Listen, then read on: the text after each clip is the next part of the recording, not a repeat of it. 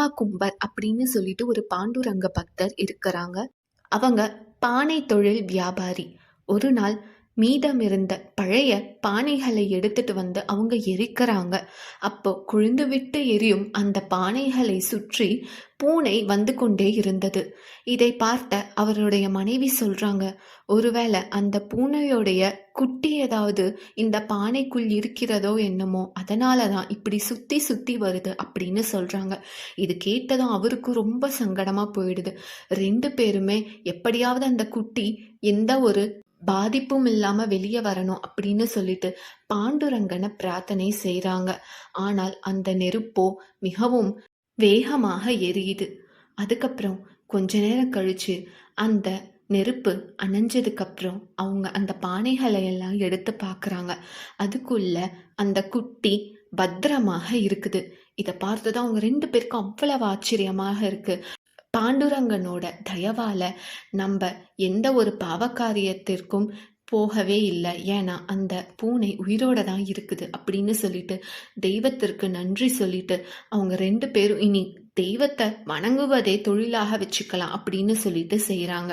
இப்படி இருக்க ராக்காவோடைய மகளும் பாண்டுரங்கனோட சிறந்த பக்தரான நாமதேவருடைய மகளும் தொழில்களாக இருக்கிறாங்க. ஒரு நாள் அவங்களுக்குள்ள ஒரு சின்ன சச்சரவு வருது. என்னுடைய தந்தை தான் சிறந்த பாண்டுரங்க பக்தர் அப்படின்னு சொல்லிட்டு 2 பேருமே சண்டை போடுறாங்க. அதுக்கப்புறம் நாமதேவர் கிட்ட அவருடைய மகள் அன்று நடந்த விஷயத்த சொல்றாங்க.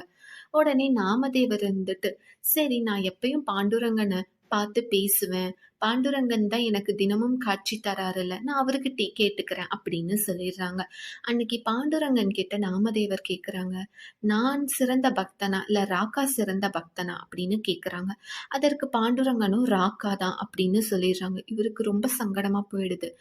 உடனே சரி நீ கவலைப்படாத, நான் இப்பவே உனக்கு நிரூபிச்சு காமிக்கிறேன் அப்படின்னு சொல்லிட்டு கூப்பிட்டுட்டு போறாங்க.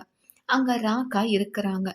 ருக்மிணியும் பாண்டுரங்கனும் நாமதேவரும் அந்த இடத்துக்கு போறாங்க. அப்போ பாண்டுரங்கன் ருக்மிணியோடைய வளையலை கேட்கறாங்க. அந்த வளையலோ மிகவும் அரிதானது. ஏன்னா அது ருக்மிணி தேவியோடையது. அந்த வளையலை ராக்கா கண்ணுக்கு படும்படி கீழே போடுறாங்க. அதுவும் ராக்கா பார்க்கறாரு. பார்த்துட்டு அவர் அதை பற்றி யோசிக்காம அங்கிருந்து போயிடுறாரு. உடனே பாத்தியா, இது மிகவும் விலை மதிப்பற்றது. இது யாராலும் இப்படி ஒரு வளையலை பார்க்கவே முடியாது.